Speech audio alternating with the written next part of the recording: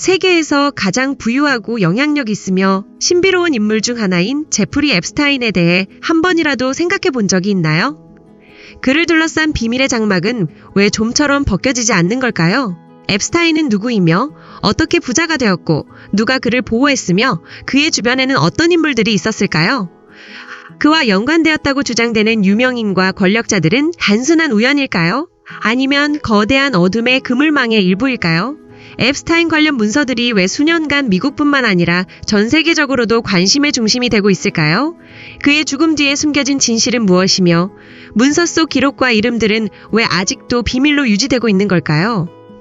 이 모든 질문들은 제프리 앱스타인의 인생 이야기와 그가 남긴 복잡한 인맥망을 이해하기 위해 여전히 답을 찾고 있습니다. 함께 앱스타인 사건 기록의 연대기적 전개, 국제적 스캔들, 비밀 문서, 사법 과정, 피해자들의 경험부터 앱스타인의 죽음을 둘러싼 의혹까지 이 어둡고 매혹적인 사건의 모든 세부 사항을 따라가 보겠습니다. 제프리 앱스타인은 누구이며 어떻게 부자가 되었나? 제프리 에드워드 앱스타인은 1953년 1월 20일 미국 뉴욕 브루클린에서 태어났습니다.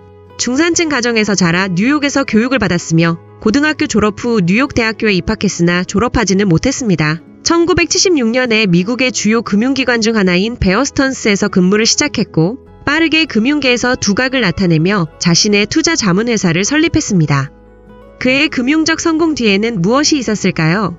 앱스타인의 회사는 극소수의 극부유층 고객들을 대상으로 비공개 서비스를 제공하며 초창기부터 신비로운 분위기를 풍겼습니다. 복서, 유명 예술가, 기업인, 정치인 등 다양한 인사들과의 연루가 제기되었고 그의 재산 출처는 대체로 불투명했습니다.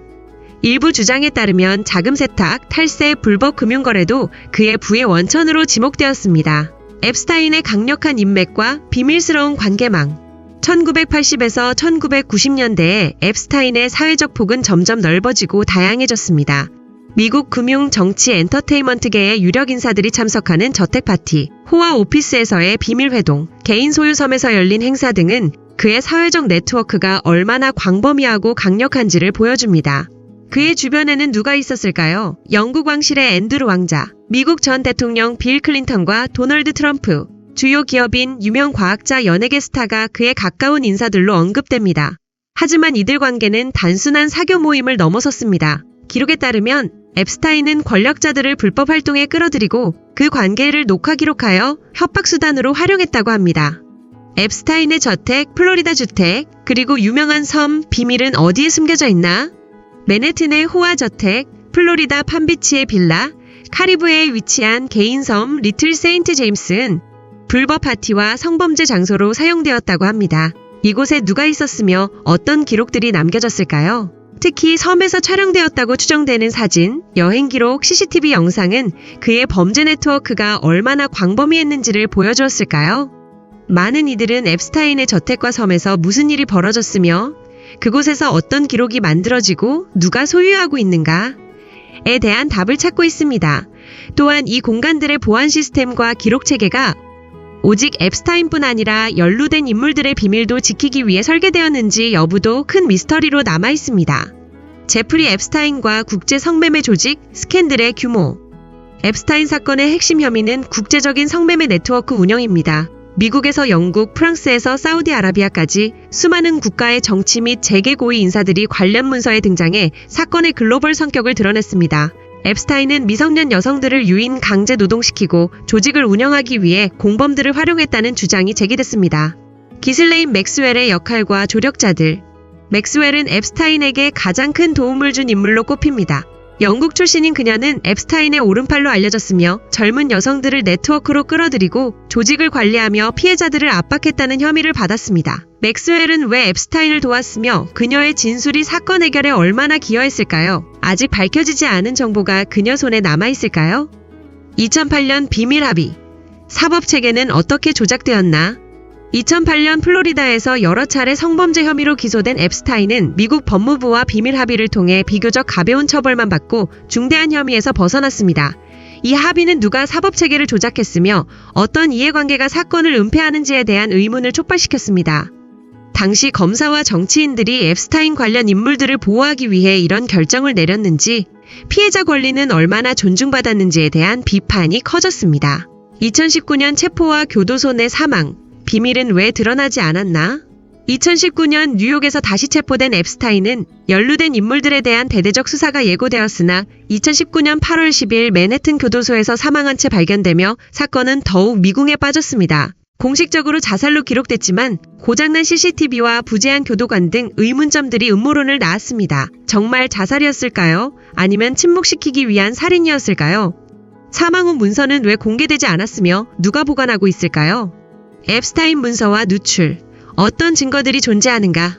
저택과 섬에서 수거된 수많은 문서, 영상, 디지털 파일 중 대부분은 미국 법원에 의해 비공개로 유지되고 있습니다. 일부 정보가 언론에 유출되었지만 진위 여부와 세부 내용은 늘 논란거리입니다.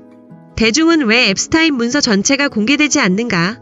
누가 보호받고 있는가? 라고 의문을 제기하며 유력 인사들이 언론 및 사법체계를 압박해 공개를 막고 있다는 주장도 있습니다. 피해자들의 고백과 정의의 추구. 앱스타인 사건이 사회적 반향을 일으킨 가장 큰 이유는 피해자들의 오랜 정의 추구 때문입니다. 수백 명의 여성들이 어린 나이에 앱스타인 네트워크에 빠져 성폭력을 당하고 협박으로 침묵하도록 강요받았다고 밝혔습니다. 일부는 신고했지만 강력한 변호인단에 의해 묵살되었다고 토로했습니다. 피해자들의 증언은 재판에서 어느 정도 영향을 미쳤으며 어떤 피해자들이 처벌받고 누가 보호받았을까요? 미국 사법부와 시민단체는 피해자 권리 보호를 위해 어떤 조치를 취했을까요? 언론, 정치, 스캔들 은폐. 앱스타인 사건에 연루된 다수의 인물들은 언론을 통해 자신을 변호하거나 침묵을 유지했습니다. 일부 언론사는 보도를 꺼렸고 법적 조치로 자료 공개를 차단하기도 했습니다. 취재기자들은 협박과 명예훼손 캠페인에 직면하며 사건의 심각성과 위험성을 보여주었습니다. 국제적 차원, 유럽, 아시아, 그리고 기타 국가들.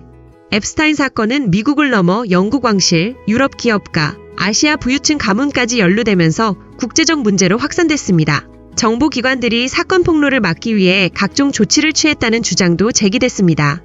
어떤 국가들이 사건 은폐에 관여했으며 국제사회는 어떤 대응을 했을까요? 앱스타인 네트워크는 정말 글로벌했을까요? 앱스타인의 금융망, 부의 비밀과 기업들. 그의 자산과 금융거래는 복잡한 회사 구조, 역외 계좌, 국제자금 이체로 이루어져 부의 출처를 가리고 있었습니다. 전문가들은 앱스타인의 고객들이 성범죄뿐 아니라 자금 세탁과 탈세에도 연루됐다고 분석했습니다. 그의 회사에는 누가 근무했으며 어떤 유명 가문과 대기업이 관련됐을까요? 이러한 금융구조는 왜 정의 실현을 방해했을까요? 협박 메커니즘, 문서는 누구 손에 있나? 앱스타인의 가장 큰 힘은 연루된 인물들의 불법 행위를 녹화하여 협박에 사용한 데 있었다고 합니다. 이 자료들이 누구에게 있으며 어떤 목적으로 보관되고 있는지 나중에 활용될 가능성은 무엇인지가 큰 미스터리로 남아 있습니다. 이 협박 체계가 왜 그를 향한 충성도를 유지시키고 문서 공개와 피해자들의 침묵을 강요했는지 설명할 수 있을까요? 수사와 재판 과정의 허점. 그의 사망 이후 시작된 수사에서 다수의 문서가 사라지거나 은폐되었습니다. 교도소와 미국 사법체계는 투명한 조사를 제대로 진행하지 못했습니다. 검사와 경찰이 받은 압력, 법원의 비밀유지 결정은 완전한 사법정의 실현을 방해했습니다.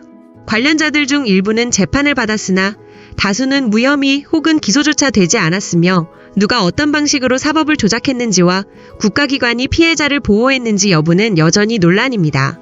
문서 공개를 위한 캠페인. 최근 몇 년간 시민단체, 언론인, 피해자 가족들이 미국 법원과 국제기구의 문서 공개를 요구하며 입시스템 파일스 해시태그로 SNS 캠페인을 벌였습니다. 일부 법률가는 공익 차원에서 공개가 필수라고 주장했으나 무고한 이들의 피해 우려로 비밀 유지를 선호하는 의견도 존재합니다. 미국 사법체계와 권력균형. 앱스타인 사건은 미국 사법부가 권력자 앞에서 얼마나 공정할 수 있는가에 대한 논란을 불러일으켰습니다.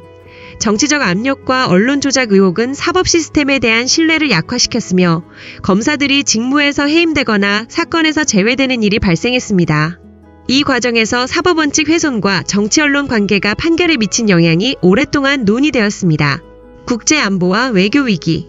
사건 관련 고위국가 인사들의 명단은 국제안보에 민감한 문제였으며 일부 국가는 국가이익과 안보 이유로 이 정보를 비밀에 붙였습니다. 외교 분쟁 가능성으로 인해 여러 국가가 미국 정부에 압력을 행사하며 사건 공개가 어려워졌습니다. 사건 기록의 미해결 비밀, 사회적 정치적 영향. 앱스타인 사건이 완전히 밝혀질지 모든 비밀이 드러날지 여부는 아직 불투명합니다. 이 사건은 단순 범죄 사건을 넘어 정의, 사회 신뢰, 언론과 정치 윤리를 시험하는 현대 사회의 거울로 평가받고 있습니다. 피해자들이 겪은 트라우마의 사회적 파장, 정의 추구가 정치와 언론에 미친 영향, 권력층의 면책과 대중의 투명성 요구는 미국과 전 세계에서 중요한 논쟁거리입니다. 답하지 못한 질문과 궁금증. 이 앱스타인의 재산 출처가 완전히 밝혀졌나요? 아니요. 그 재산 대부분은 여전히 복잡한 금융거래와 역외 계좌로 숨겨져 있습니다. 이 교도소 관리당국이 그의 죽음에 관여했나요?